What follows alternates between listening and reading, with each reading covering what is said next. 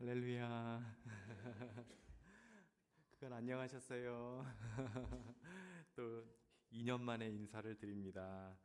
아, 어머니를 모시고 오고 싶었는데 여의치가 않았어요. 저희 누님에게 부탁을 좀 했는데 누님이 조금 여기까지 운전해서 오는 거를 이제 굉장히 자신 없어 하더라고요. 그래가지고 지금 생각에는 제가 약속을 꼭 지키려고 지금 내뱉는 건데 5월 24일 날 어머니를 모시고 와야겠다 이런 생각을 했어요. 예, 그때 모시고 오겠습니다. 제가 실은 아까 도착해가지고 살짝 이제 화장실 가서 좀 정비 좀 하고 예배 준비해야지 했는데 이렇게 알아보신 권사님들이 제가 들어서자마자 막 인사를 해주시고 그래가지고 화장실을 못 가고 끌려 당회실까지 가서 앉아 있다가 예, 또 부랴부랴 화장실 또 잠깐 들르고 이제 그랬습니다. 너무 감사해요. 이렇게 실은 뭐 저야 유치부 때까지밖에 안 다녔었으니까 기억이 없으신데 다 저희 부모님께서 우리 동영교회에서 또 여러분들과 신앙생활 한 가족같이 작은 천국으로 이렇게 생활하셨기 때문에 그냥 부모님의 신앙의 덕을 제가 지금 누리는 것 같아요. 예, 너무나 감사드리고요. 그리고 제가 어렸을 때 밥상에서 종종 듣던 얘기가 우리 저 신동일 청년회장 이셨었는데 이제 원로 장로로 이제 은퇴하신다는 말씀을 듣고 아 정말 또 격세지감을 느끼고 또 하나님께 감사하는 마음이 좀 들었습니다. 또 자주 말씀하시던 우리 최식형 권사님 또 앞에 딱 앉아 계시고 우리 아버지하고 한 구역이셔가지고 그죠? 구역 예배 제가 뭐 모셔다 드리기도 하고 막 그랬던 기억이 있는데 너무나 감사드립니다. 우리 또 이제 새로운 안경민 목사님 일전에 찾아뵙고 인사드렸었는데 또 이렇게 관계가 있더라고요. 케냐에 새로 젊은 선교사님 가정이 왔어요. 아이 셋을 둔 너무나 이쁜 가정인데 어느 날 그 목사님이 저에게 어, 동기 친구분 목사님이 동영교회 딱 부임을 했다. 근데 제 이름이 있더라. 이러면서 그래서 얼마나 또 가깝게 느껴지는지요. 예, 너무나 감사합니다. 어, 제가 지난번에 와서 선교 보고해 드렸던 내용 가운데에 어, 큰 변화가 한 두 가지 정도가 있었어요. 그래서 그 변화를 오늘 좀 소개를 선교 보고로 좀 해드리고 싶어요. 그러고 나서 말씀을 좀 잠깐 나누도록 하겠습니다. 어, 파워포인트 화면 보여주셔요. 네, 저는 계속해서 그 소말리아 국경 쪽에 있는 광야의 무슬림 유목민들, 소말리족 외에 여러 이제 구스족, 성경에 나오는 그 구스족이 에티오피아 사람들도 있고 소말리아 사람들도 있고 또 여러 이름 모를 많은 다양한 무슬림 종족들이 있는데 그들이 살고 있는 곳에서 이제 우물을 파고 화장실을 짓고 또 아이들 학교를 보내고 하면서 사역을 계속 이제 하고 있고요. 그러면서 아이들이 이제 어린 애들은 유치원 때부터 지원하기 시작한 애들이 어느새 대학을 졸업한 애도 있고 지금 대학생도 있고 또 그중엔 또 뭐 변호사가 된 애도 있고 뭐 그래요. 지금 고등학생 뭐 다양한 연령대로 아직 있는데 그래서 그 아이들이 고등학교 진학할 때부터는 제가 일부러 기독교 지역으로 좀 빼요. 그래서 기숙사 학교에 가서 이슬람의 영향을 좀 최소화시키려고 그렇게 하고 그 아이들이 퍼져 있는 곳에 제가 신방을 다니면서 이렇게 복음을 전하고 이제 그런 사역을 하고 있는데 다음 화면 보여주세요. 그 중에 이제 F 자매 이야기예요. 이 자매는 지난번에도 소개를 조금 드렸었는데 이 자매가 조금씩 복음을 받아들이는 것 같다라고 제가 보고해 드렸었거든요. 근데 그 사이에 이제 주님을 아주 뜨겁게 만나는 그러한 역사와 체험이 있었습니다. 예, 그래서 아주 기쁘게 이제 보고를 드립니다. 이 자매는 아빠가 다 다른 네 명의 동생들이 있어요. 예, 그래서 그 다섯 남매의 맏딸이에요. 근데 아빠가 넷이에요. 근데 남아있는 아빠는 한 명도 없어요. 예, 다 떠나고 엄마는 약간 정신 이상이 오고 그래서 어릴 때부터 동생들을 걷어 키우면서 막 하면서 중학교를 졸업할 때에 내가 부잣집에 시집을 가서 우리 가족들을 먹여 살려야겠다 해서 15 그때쯤부터 결혼을 해서 5자녀를 낳고 키우고 사는 와중에 저는 이제 그 동생들 가운데 어린 동생들, 걔네가 초등학교 3학년 4학년 뭐 요럴 때부터 제가 그 동생들을 먼저 지원하면서 알게 되면서 오랫동안 관계하고, 그러다가 이 자매도 형편이 딱한 걸 알고, 이 자매가 또 5자녀가 있다 그랬잖아요. 그 자녀들은 현재 또 유치원부터 초등학생까지 이렇게 줄줄이 이렇게 아이들이 있는데, 그래서 지원하고 이제 학교에 보내고 그런 가운데 복음을 전해 왔어요. 그래서 이제 생계 유지를 좀 도우려고 구루마 같은 거를 좀 이제 지원해줘서 이 자매가 집에서 음식을 좀 만들어서 그 길에서 팔면서 이렇게 생계를 좀 유지하다가 돈을 좀 더 벌어야겠다, 이걸로는 안 되겠다 싶어서 아예 식당 밥집을 내야겠다 하더라고요. 그래서 또 좀 지원을 해줬어요. 근데 이제 사람들이 특히 무슬림들이 많이 살고 있는 곳으로 이제 혼자 갔는데 자기 어린 자녀들은 엄마에게 맡기고, 엄마는 정신 이상이 좀 왔었었는데 그거는 이제 많이 좀 나아졌고, 그래서 이제 제가 차로 운전해서 한 10시간 정도 가야 되는 아주 굉장히 먼 거리에 있는 무슬림들이 주요 모여 사는 큰 도시로 이사를 가서 저렇게 식당을 열었어요. 여기 옆에 사진 보면은 큰 모스크가 보이죠? 큰 모스크 옆에다가 이제 양철 지붕으로 이렇게 해가지고 식당을 내가지고 장사를 하고 있는데, 그래서 너무 머니까 제가 자주 돌아보지는 못하고 한 달에 한두 번 정도 이렇게 돌아올 수밖에 없었어요. 근데 어느 날 이 자매가 연락이 와가지고 저에게 흥분된 목소리로 뭐라고 그러는 거 아니, 내가 예수님을 만났어요 그러는 거예요. 내가 예수님을 만났어요. 꿈에 예수님을 만났다는 거예요.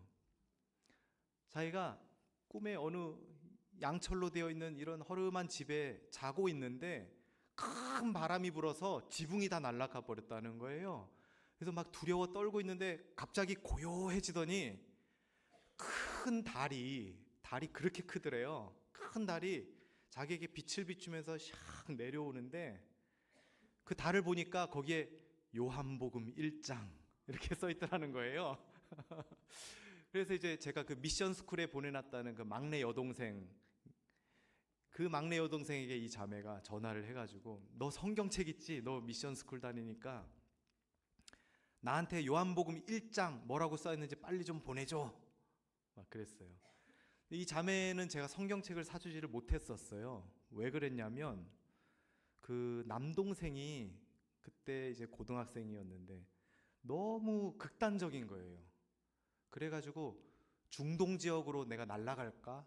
그 남동생은 공부도 할 필요 없다. 내가 유튜브로 보니까 중동의 어느 이맘이 가르치는데 알라의 말씀대로만 살면 우리가 낙원에 갈 수 있다라고 가르치더라. 내가 그걸 따라서 가야겠다 그러더라고요. 그래서 제가 너 가면은 자살폭탄 조끼 입는다, 제가 막 설득해서 말렸던 그 남동생이 있는데, 그 남동생이 자기 제일 큰 누나의 애들, 조그만 애들이 텔레비에서 만화 나오는 것만 보더라도 이 걔가 혁대를 풀어서 애들을 막 때린다는 거예요.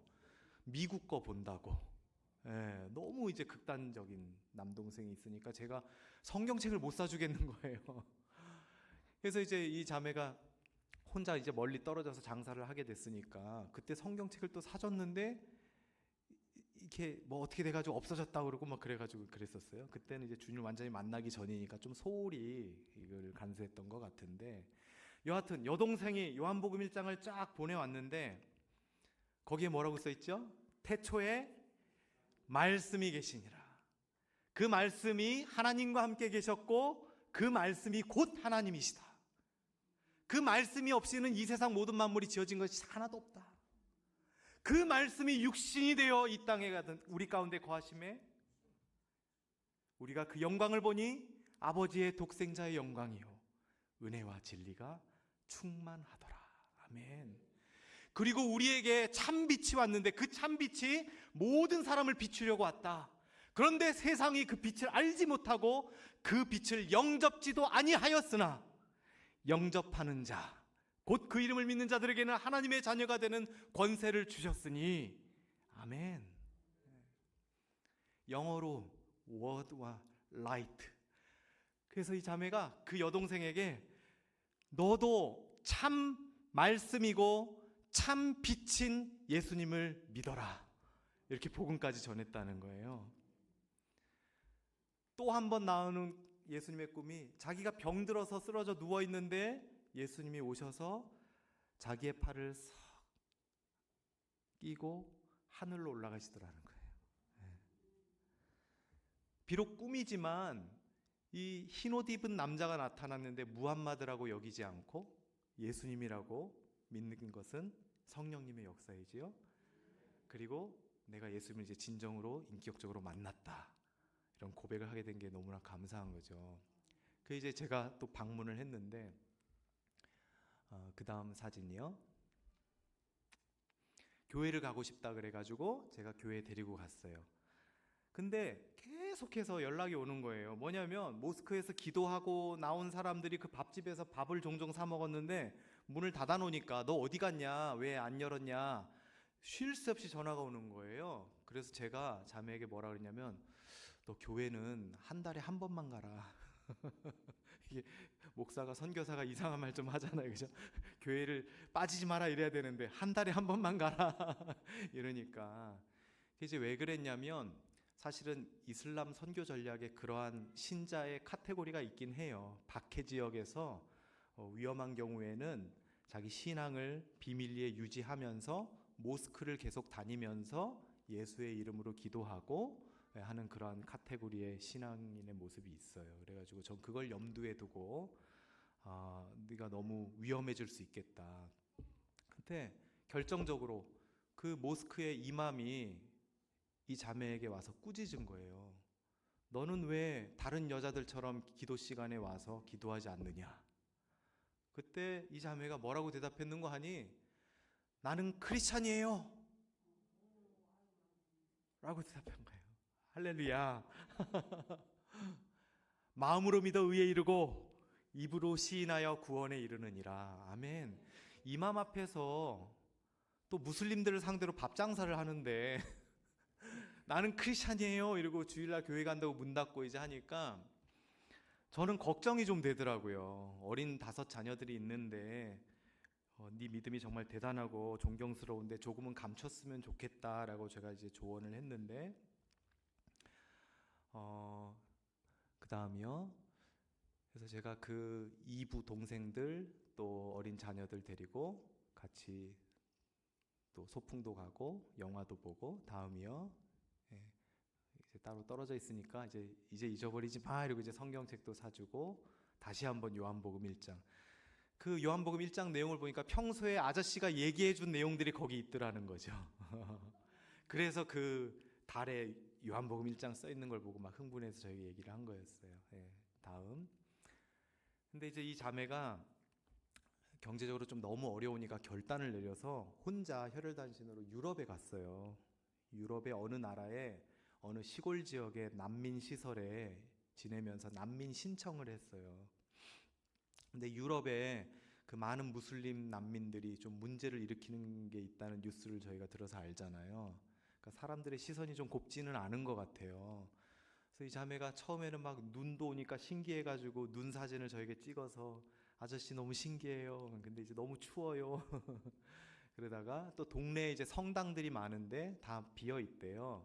그래서 자녀들 보고 싶을 때 외로울 때 성당에 가서 이렇게 기도한다 그러더라고요. 그런 사진도 보내오고. 그래서 자기가 너무 교회에 가고 싶어서 검색을 해봤대요. 그랬더니 2시간 떨어진 곳, 왕복 4시간이죠. 거기에 한 교회가 있더래요. 다음 사진이요.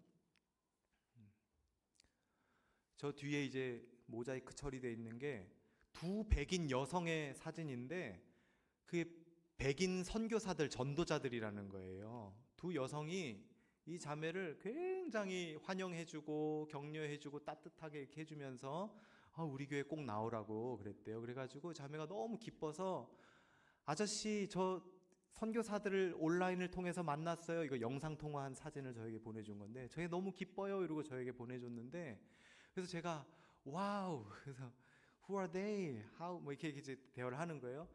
그래서 저는 이제 약간 그래도 조사해 볼 필요는 있겠다 싶어서 어느 교회인지 이름을 듣고 해가지고 조사를 해보니까 알고 보니 몰몬교였던 거예요. 여러분 우리나라에도 몰몬교 선교사들이 많이 왔었잖아요. 예. 그래서 이 자매를 좀 설득을 해서, 이 자매는 전혀 모르니까 뭐 여호와의 증인이고 뭐고 이단을 잘 모르잖아요. 그래서 일단 못 가게 하고, 제가 이 자매가 있는 곳에 이 개신교회를, 복음주의적 교회를 찾으려고 애를 엄청 썼는데 안 나오는 거예요. 인터넷상으로도 안 나오고 구글맵을 통해서 조사해도 안 나오고, 그러다 겨우 하나 찾았는데 그 다음이요, 이 교회를 가봐라 해서 갔다 왔는데 이 자매가 너무 실망한 얘기를 저에게 하더라고요. 그 누구도 다 나이 많은 사람들만 있었는데 나를 말도 안 걸어주고 친절하게 대해주지도 않고 다 인종차별주의자 같았다. 내가 흑인이라서 그런가 보다라고 자매가 실망한 얘기를 하더라고요. 그래서 너 혹시 히잡은 벗고 갔니? 히잡 머리 둘러 쓰는 거 있잖아요. 그 이제 왜 성경에도 여자는 머리를 가리라 이런 얘기 있잖아요. 그게 이제 아주 뭐 성경적으로 꼭 지켜야 될 말씀이 아니라 그건 이제 다분히 문화적인 그런 말씀인 건데, 이제 무슬림들은 그때 당시의 문화를 아직까지 지켜오고 있어서 그렇게 여자들은 다 머리를 드러내지 않고 있는 거거든요. 그래서 아무리 기독교로 회심했다고 하더라도 이게 머리를 드러내는 것은 마치 벌거벗은 느낌이 들어서 잘 못한다는 거예요. 그래서 저도 이제 강제하지는 않고 스스로 결정할 때가 오도록 그냥 기다리는데, 그래도 그쪽에 교회를 가려면 히잡은 벗고 가라라고 제가 얘기했거든요. 안 그러면 좀 그러니까. 근데 히잡을 벗고 갔다는 거예요.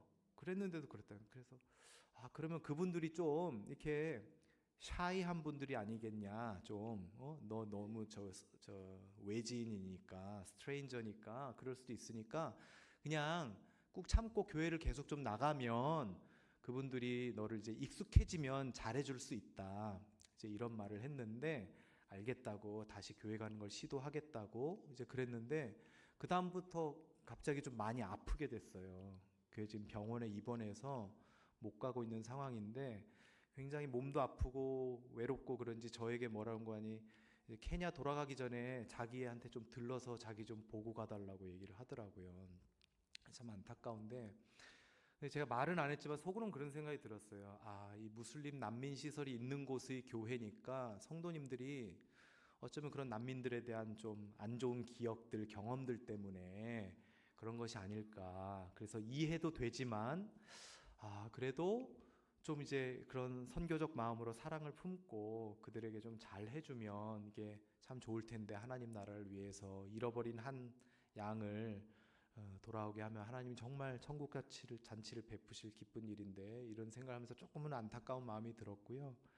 그래서 한국도 점점 그런 사람들이 많이 늘어나고 있는데, 우리 한국교회도 한국에 와 있는 나그네들, 또 무슬림들, 노동자들 이렇게 따뜻하게 하나님의 사랑으로 하나님 나라의 관점에서 그들을 따뜻하게 품어주면 좋겠다, 이런 생각을 좀 해봤습니다. 그래서 이 자매를 위해서 기도해 주셔서 너무 감사하고, 하나님께서 저와 여러분의 동역을 통해서 구원하셨음에 또한 감사를 드리고, 앞으로도 기도해 주시면 감사하겠습니다. 또 한 큰 변화인데요, 다음 사진이요, 제 A라고 하는 형제예요. 이 형제는 이제 회심자고, 제가 작은 가정교회의 리더로 세웠어요. 그 가정교회가 저 밑에 있는 헛간 같은, 그게 저희의 예배당인데, 실은 또 다른 어떤 형제의 집이에요. 그 집을 빌려서 가정교회로 저희가 예배를 드리는데, 회심자 몇 명과 그 다음에 기독교에 관심을 갖고 있는 무슬림 몇 명 함께 모여서 비밀스럽게 예배를 드리고 있는데, 이제 그 마을에 있는 이제 모스크고, 그 밑에는 이제 코끼리 발자국이에요. 코끼리가 좀 위험해요. 사실 저런 집들은 뭐 툭 치면 넘어가죠. 화가 나면 사람을 정말 납작해질 때까지 발로 밟아요.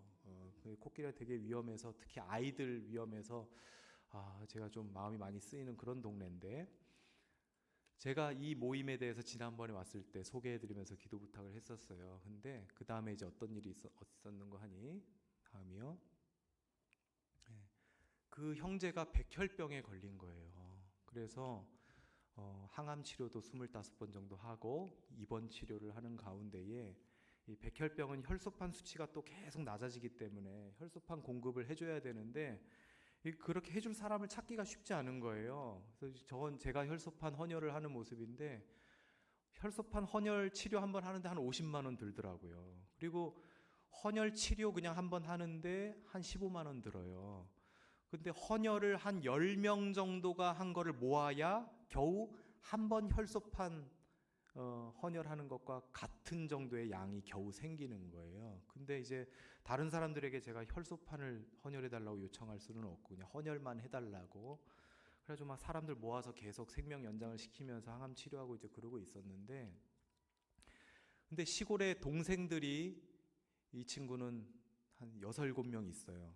이 친구만 기독교인이요. 회심했어요. 동생들은 다 무슬림이고 그 동생들 가운데 또 막내 여동생은 제가 이제 지원하고 복음 전하고 막 그러고 있는데, 그럼 제가 복음 전하면 그 막내 여동생은 저에게 또 아랍어로 막 꾸란을 막 읽어주면서 또 알라의 말씀 막 이렇다면서 막 반격을 하고 막 그렇게 하는데, 근데 그 여동생하고 또 무당 남동생이 있어요. 이슬람과 아프리카 전통 종교가 혼합되어서 어떤 뭔가를 하는 이슬람 무당이 남동생이 있는데, 그 친구들이 자꾸 그냥 병원 치료하지 말고 중단하고 데리고 오라는 거예요. 소위 자기들 방식으로 푸닥거리를 하려고 하는 거죠. 그러니까 이제 저는 거부하고 계속 병원 치료하면서 기도하고 이제 막 그러고 있는데, 점점 이제 회복이 안 되니까 이 친구가 저에게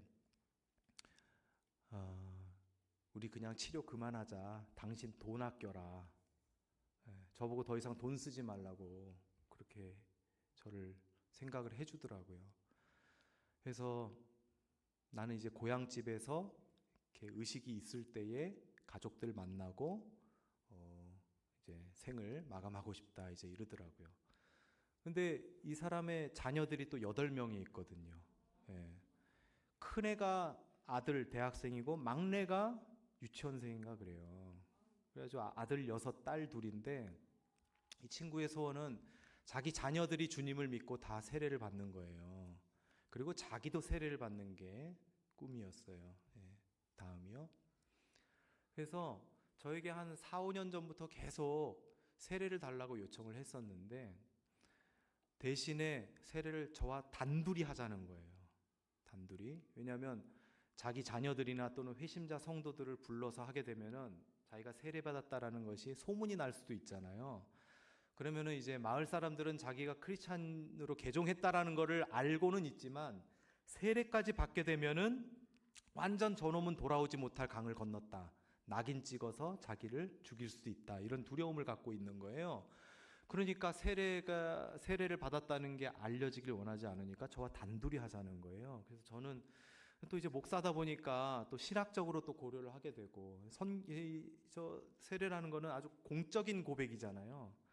그러니까 단둘이 한다는 거는 의미가 없는 것 같기도 하고 저도 좀 긴가민가 하고 해서 계속 이제 웨스트민스터 신앙고백으로 가르치면서 준비를 하고 있었는데, 이제는 더 이상 기다리면 안 되겠다 싶더라고요. 이 친구도 죽음을 맞이할 때가 됐으니까 다 불러도 된다고 하더라고요. 그래서 자녀들도 부르고 무슬림 동생들도 부르고 이러면서 이렇게 침례를 했는데, 저 혼자 사역을 하려니 좀 버겁더라고요. 그래서 이 침례를 계기로 해서 제 친한 현지인 사역자분을 같이 끌어들였어요. 그래서 당신이 세례를 좀 주십시오. 그래서 이제 케냐 교회가 함께 좀 더 꾸준히 할 수 있도록, 저는 이방인이고 언제 어떻게 떠날지도 모르니까 케냐 교회가 좀 저 가정을 돌봤으면 좋겠다는 마음에 그분으로 하여금 이게 침례를 베풀도록 했고, 그 다음에 이렇게 만찬 애찬을 같이 했어요. 그 다음이요. 이제 자녀들이 남았는데, 이제 밑에 4명의 아들들은 아주 어린애들이라서 제가 복음을 전하지는 못했고, 큰애 4명은 아들 둘, 딸 둘인데 복음을 몇 년간 전해왔어요.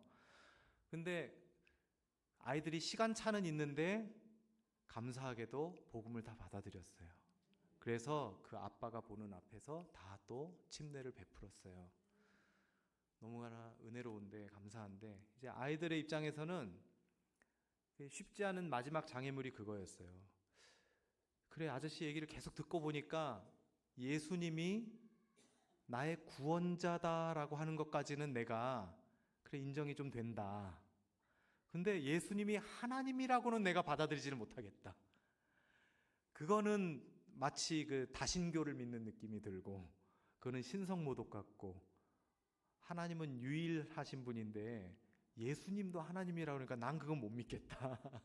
이게 이제 큰아이들 4명의 큰 숙제였는데, 그게 이제 몇 년간 계속 기도하고 말씀 가르치고 하니까 쓱 젖었나 봐요. 그래서 저는 강요하지 않았거든요, 절대. 그래서 본인들이 믿어진다고 할 때까지 기다렸는데, 감사하게도 아빠가 돌아가시기 전에 다 받아들이고 이렇게 침례를 베풀었어요. 다음이요. 그래서 이제 마지막 죽기 전에 그 큰아이 4명은 도시에 나와서 대학, 2명은 대학, 2명은 고등학교를 다니고 있으니까 아빠랑 마지막 인사를 하고, 저 뒤에 침대에 누워 있어요, 아빠는.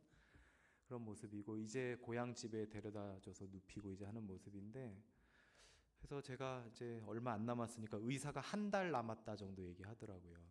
헌혈 치료를 계속 하지 않을 경우에는 1달 남았다 그랬는데, 그래서 제 매트리스라도 좀 좋은 걸 하나 사줘야겠다 싶더라고요. 그랬는데 그 시골 지역에서 구하기 어려운 아주 큰 대형 사이즈, 킹 사이즈를 막 사야 된다고 너무 고집을 부리는 거예요. 그래서 막 날은 어둑어둑해지고, 제가 그때 2박 3일 걸려서 이 친구 집에 데려다 주는데, 이 매트리스 어디서 구하냐고, 다시 나가야 되고 막 하는데, 알고 보니 자기는 곧 죽을 거고 그 어린 내 아들이 그 매트리스를 쓰기를 바랬던 거였어요.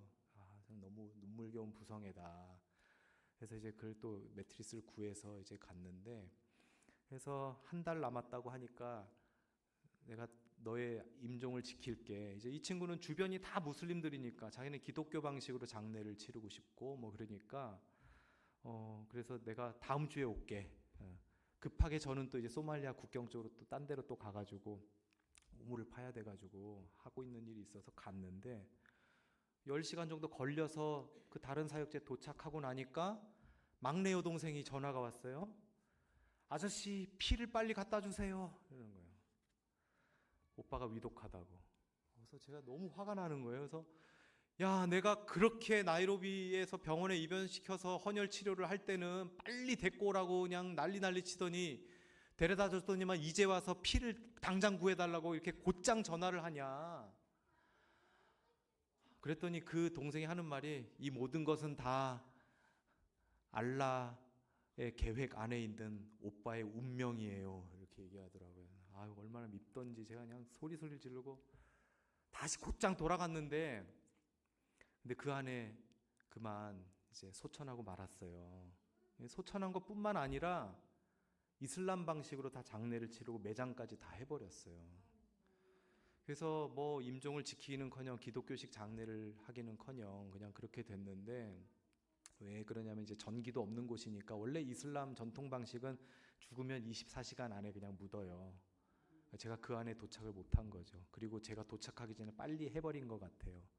갔더니 장례를 치르면서 하는 말이, 마을 사람들에게 뭐라고 했는고 하니, 이 친구가 A가 죽기 직전에 알라에게 돌아왔다는 거예요. 다시 무슬림이 됐다는 거예요. 크리스찬으로 잠시 개종했던 것을 회개하고 알라 신께 돌아왔다. 이렇게 가족들이 마을 사람들에게 이제 소문을 냈더라고요. 그래서 화도 나고 속상하기도 했는데, 어쨌거나 그 가족들과 마을 사람들 위해서도 저는 계속 사역을 해야 되니까 싸우지는 않았어요. 그는 이제 거짓말이라는 건 이제 뻔히 알고 주님께서 이 친구의 영혼을 받았다고 믿기 때문에 그런 일이 있었습니다. 다음, 그게 이제 무덤 모습이고요. 그래서 큰 아이들을 급히 불렀어요. 차비를 보내고, 저 무릎 꿇고 앉아서 기도하고 있는 아이들이 이제 큰 딸들이에요. 아빠 무덤 옆에서 이제 분명히 예수님의 이름으로 기도를 하고 있는 거고, 이제 어린 아들들 4명인데 그냥 얘네는 뭐 천진난만하더라고요. 그냥 축구공 사주세요 그냥 계속 그러더라고요. 그래서 또 2시간 운전해서 나가서 축구공 하나 사다 주고, 근데 그러니까 또 애들을 웃고 좋아하고 하니까 어른들도 좀 웃고, 그래서 그래, 그런 생각이 들었고. 다음이요. 이거 이제 아이들이 어렸을 때 모습인데, 옆에 서 있는 저 여인이 부인이에요. 그 부인은 이 친구랑 원래 같이 개종을 했다가 알라의 저주가 두려워서 이슬람으로 돌아갔어요. 돌아간 다음에 이혼해달라고 계속 요청을 했는데 이 친구가 이혼을 안 하겠다고 하니까 그러면 내가 밥에 독을 탈 거야, 널 죽일 거야, 남편을 막 협박을 하다가 그래도 안 들어주니까 이슬람 법정으로 끌고 갔어요. 그 이슬람 지역은 이슬람 법정이 있거든요. 그래서 강제 이혼을 하고 다른 무슬림의 남편으로 이제 후처로 들어가서 그 남자의 7 자녀를 키우면서 이렇게 살고 있는데 장례식에 왔더라고요. 예, 다음이요. 예. 근데 이제 그 친구가 아까 왜 그 용기가 다시 생겨서 세례를 받겠다고 했다 그랬잖아요. 그 즈음에 이제 우리 숨어서 이렇게 예배드리지 말고 마을에 있는 내 집에 가서 예배드립시다라고 제안을 먼저 했어요. 주님이 용기를 주신 거죠. 그래서 그 마을에 있는 그 친구의 집에서 이렇게 계속 그 친구가 입원해 있을 때도 저는 혼자라도 이제 가서 계속 예수 영화 틀어주고 성경책 말씀 읽고 무슬림들에게도 함께 기도 요청하면서 우리 앞뒤 이 친구를 위해서 기도합시다 이렇게 하고 그랬었는데 근데 이제 그 부인이 자기 전 남편이 죽고 어린 내 아들만 남아 있으니까 다시 현재의 그 무슬림 남편과 또 이혼을 하고 자기가 낳은 아이들이니까 어쨌거나 돌보려고 돌아왔어요. 근데 너무 강팍해가지고 옛날에는 제가 갔을 때 굉장히 잘해줬었는데 이슬람으로 다시 돌아간 다음에는 제가 방문할 때마다 정말 문전박대를 하고 그냥 엎드려서 계속 알라에게 기도하는 거예요. 악령을 내쫓아야 된다고 기도를 한다는 거예요. 그래서 내 안에 있는 성령님이 졸지 악령이 돼가지고 그 친구에게는 그러니까 너무 강팍해서 이제 다시 여기서 예배드릴 수는 없고 다음 사진이요. 그래서 다시 예전 장소로 돌아갔는데 이제 사람이 좀 더 모여서 그 헛간 같은 곳에서는 좁아서 예배를 드릴 수가 없고 사실 그 헛간이 또 다른 회심자 친구의 집이거든요. 그래서 그 친구를 리더로 세웠는데 그냥 그 집 앞 마당이에요. 그래서 나무끈을 아래서 이렇게 예배드리고 있고 그런데 그 친구가 어느 날 보니까 예쁘게 하얗게 십자가를 만들어가지고 페인트 칠해가지고 나무에다가 딱 못을 박아놨더라고요. 얼마나 감사하든지 제가 시키지도 않았는데 그래서 여기서 함께 또 말씀 나누고 기도하고 이제 그러고 있어요. 이러한 일들이 있었습니다. 한 명은 주님께로 돌아왔고요. 한 명은 완전히 주님 나라로 올라갔습니다. 이런 큰 2가지 일이 있었는데 하나님께서 계속 저와 여러분을 통해서 당신의 영광을 위해 또 불쌍한 영혼들을 위해 계속해서 구원하실 줄로 믿고요. 이렇게 동역하셔서 너무나 감사합니다. 다음 사진이요.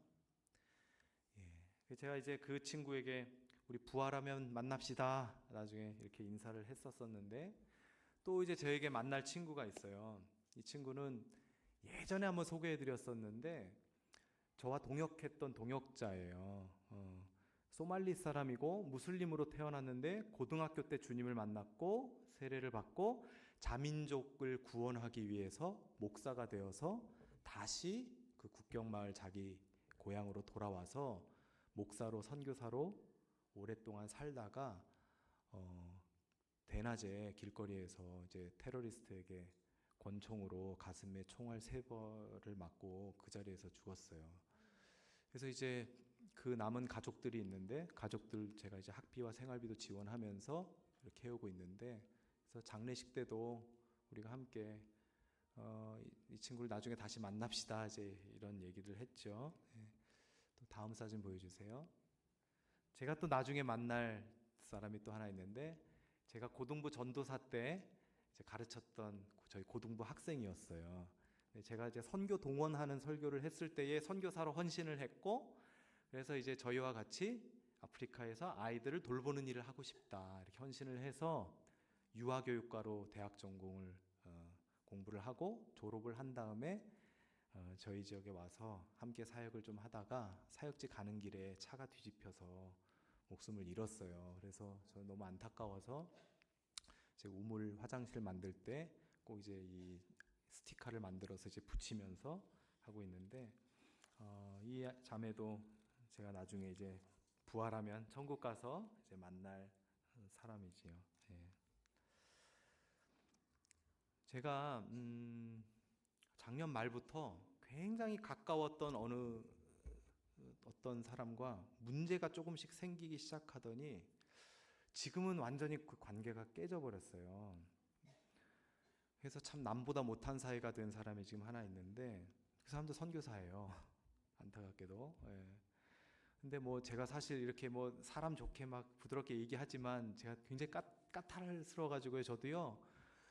나도 왜 이렇게 못돼졌는지 지난 몇 년간 해마다 한두 명씩 제가 차단을 해오기 시작했어요. 카톡 차단도 하고 전화번호 내가 더 이상 말도 섞기 싫다 막 이런 사람들이 저도 막 늘어나는 거예요. 근데 최근에 그런 일이 생긴 그 사람은 거꾸로 제가 그 사람에게 차단을 당하는 케이스가 된 건데 인간 다 똑같죠. 죄송합니다.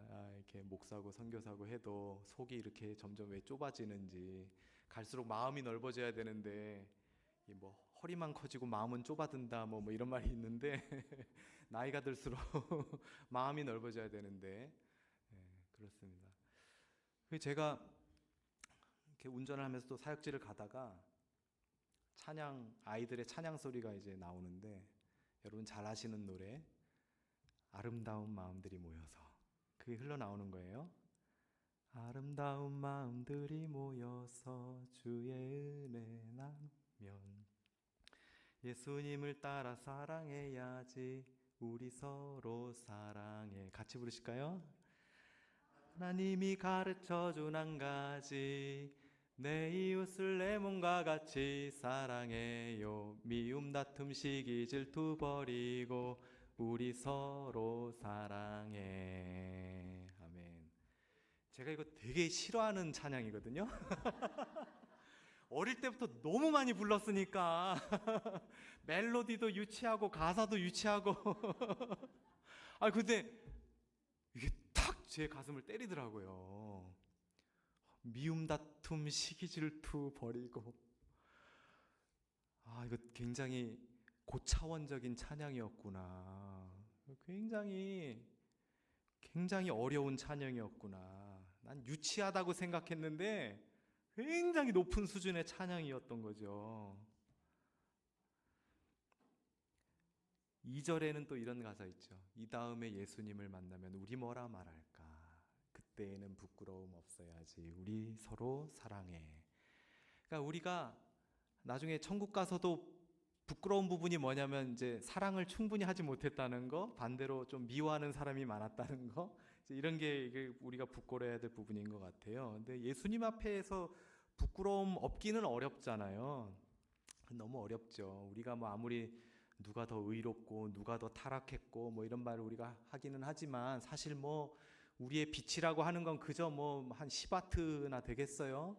10와트짜리냐 뭐 밝아야 100와트 정도고 뭐 이제 이거 가지고 서로 싸우는 건데 우리 빛이신 참 빛이신 주님 앞에서 우리 모두가 빛을 잃어버리고 말잖아요. 우리의 불빛은 태양빛에서도 없어지는 건데 태양보다도 어마어마하게 크신 우리 빛이신 주님 앞에서 우리는 부끄러울 수밖에 없습니다. 제가 또 우리 아버지를 다시 만나면 내가 부끄러움이 없을까?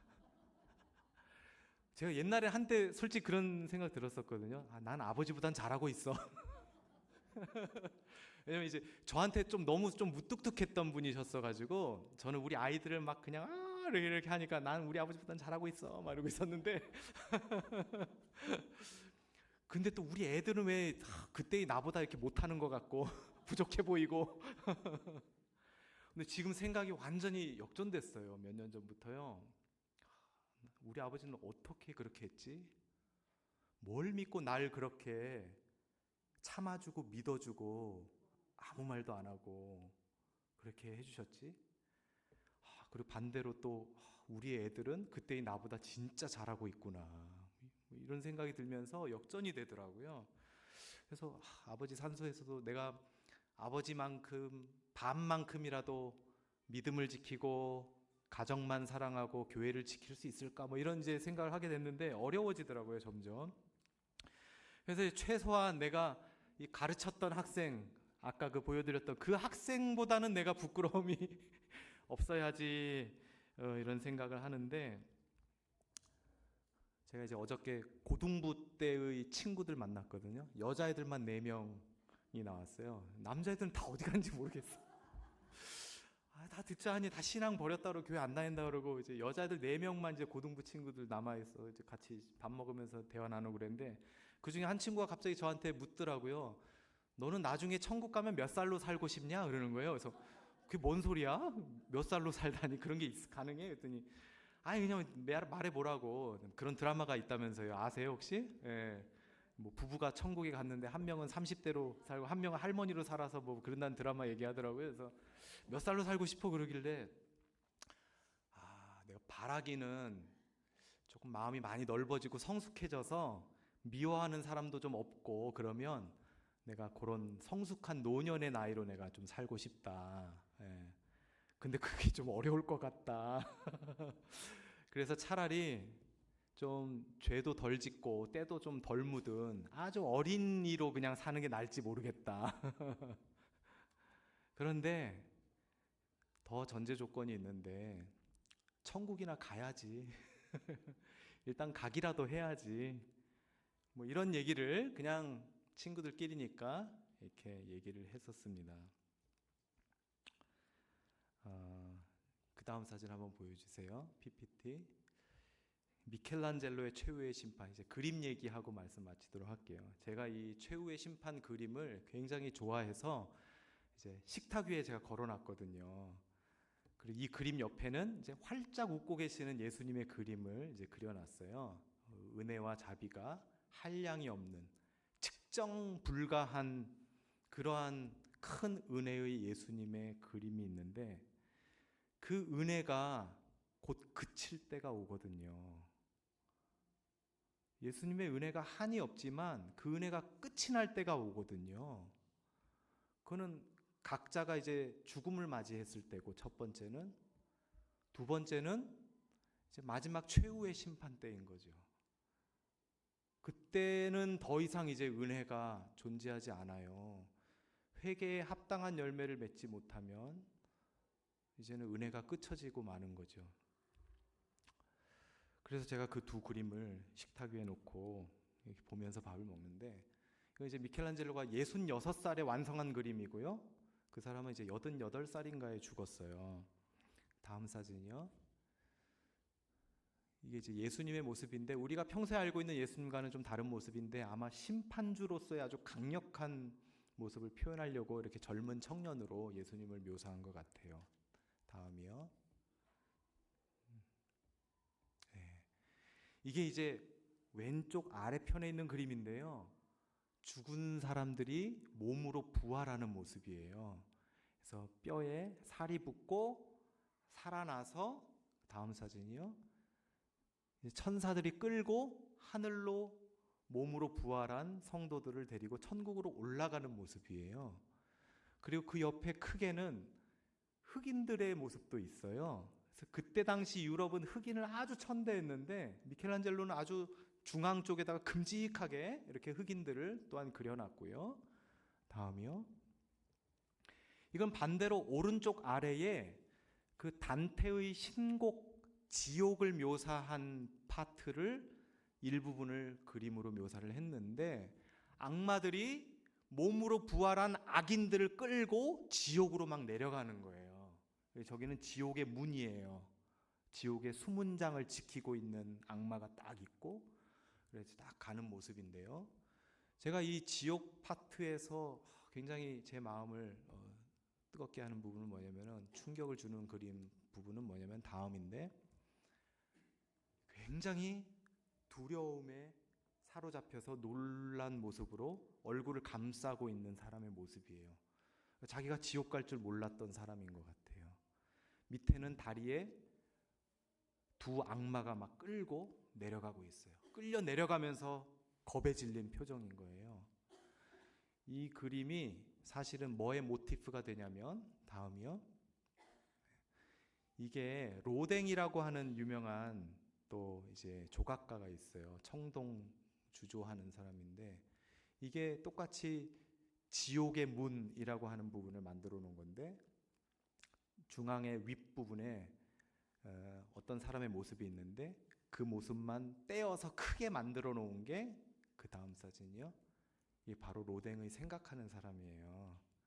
이게 그 미켈란젤로 최후의 심판에 나오는 그 두려움에 떨고 있는 그 사람을 모티프로 해서 만든 그 유명한 작품인 거죠. 그리고 나서 또 다른 그림의 장면을 보면, 다음이요. 이제 가운데에 있는, 중앙에 있는 천사들의 모습인데, 왼편에는 천국으로 올라가고 있는 사람들 향해서 나팔을 불고 있는 천사 밑에 한 천사가 책을 들고 있는데 생명책이에요. 오른쪽은 지옥으로 떨어지는 사람들을 향해서 나팔을 천사들이 불고 있고, 그 밑에 크고 무거운 책을 들고 있는 천사의 모습인데, 그거는 지옥 명부예요.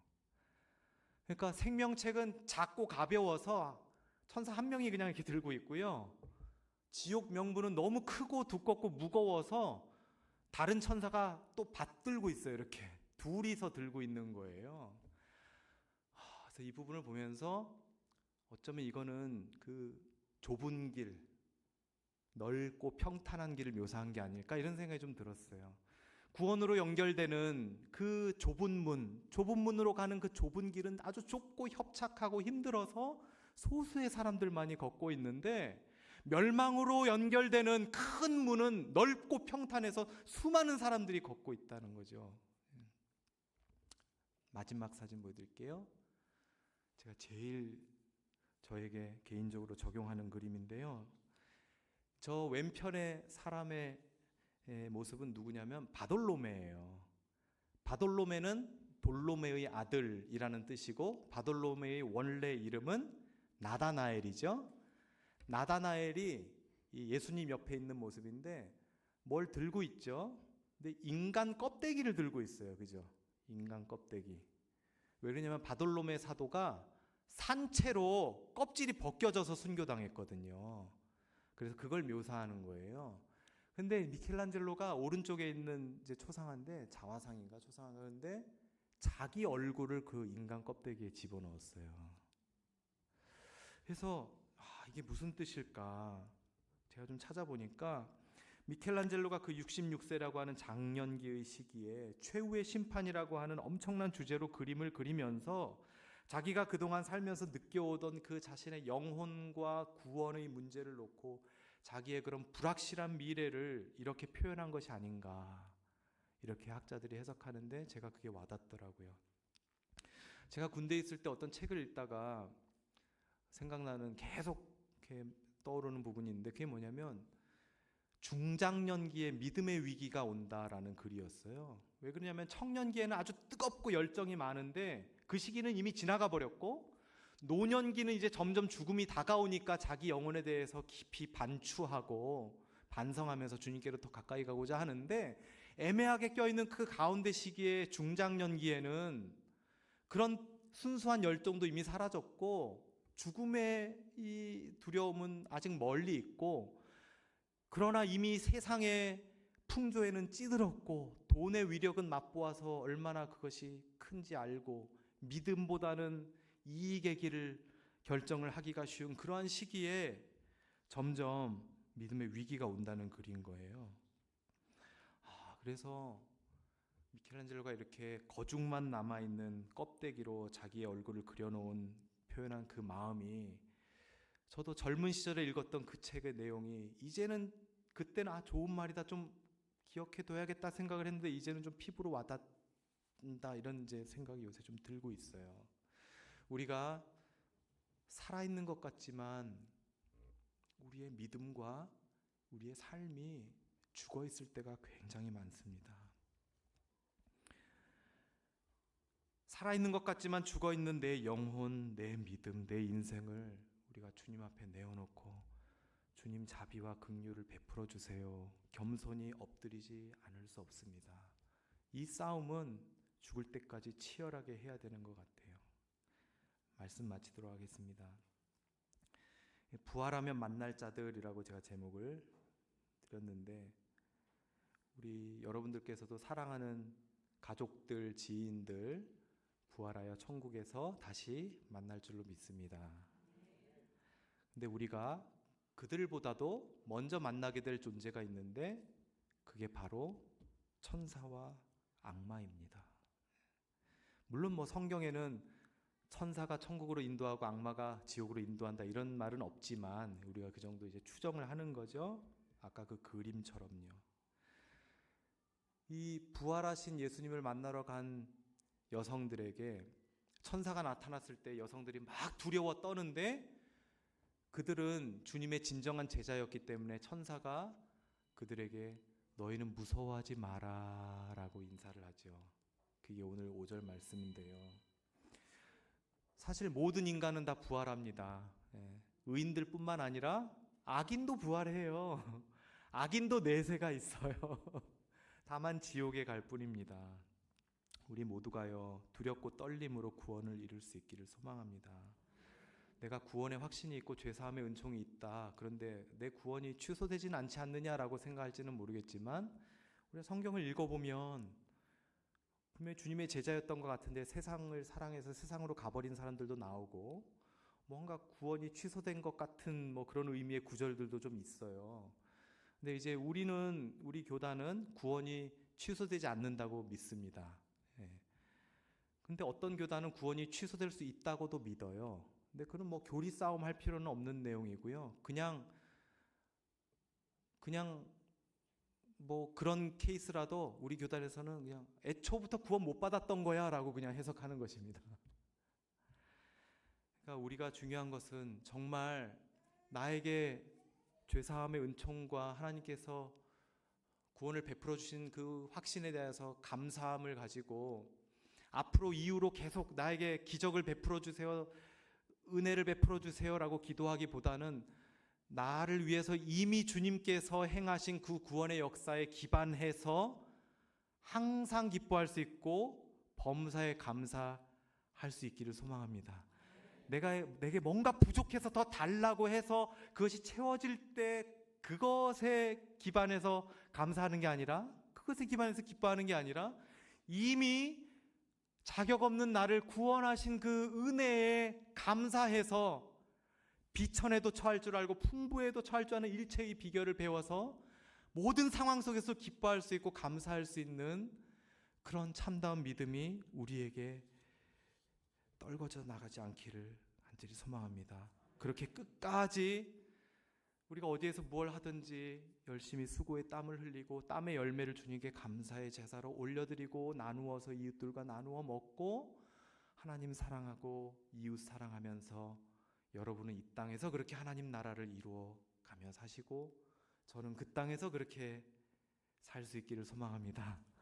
나라의 임하옵시며 우리가 늘 기도하는 Thy kingdom come, 주님의 나라가 이곳에 임하세요, 주님의 나라가 임하소서라고 하는 그 기도가 단순한 주문이 아니라 우리의 삶을 통해서 성취되어지고 하나님 마음 시원하게 드리는 저와 여러분 되시기를 간절히 축복합니다. 기도하겠습니다. 사랑하는 주님, 심지어 무슬림들도 최후 심판날을 알고 몸이 부활하여 낙원과 지옥에 갈 것을 믿는데 우리가 허탄하게 천년만년 살 것처럼 물질을 추구하고 이기적이고 탐욕적인 욕심만을 추구하고 여러 사람을 미워하면서 살아가며 사는 그러한 허다한 사람들 같이 되지 않게 해주시고 복음을 위하여서 하나님 나라를 위하여서 수고하며 걷는 그 좁고 협착한 길을 걸어가는 소수의 사람처럼 우리가 어디에서 무엇을 하든지 처한 환경 속에서 주님께서 줄로 그어주신 영역 속에서 항상 기뻐하고 감사하며 살아갈 수 있는 저희들 될 수 있도록 저희의 마음과 생각을 지켜주세요. 주님 나라와 의만을 구하며 살아갈 수 있도록 우리 인생의 가정의 크고 작은 문제들은 주님이 다 해결해 주시고 우리는 주님만 기뻐하며 살아갈 수 있도록 이 땅에서 행복하고 거룩한 삶을 살아갈 수 있도록 저희와 함께 해주세요. 그것이 이 시간 저희의 가장 큰 기도 제목입니다. 예수님의 이름으로 기도합니다. 아멘.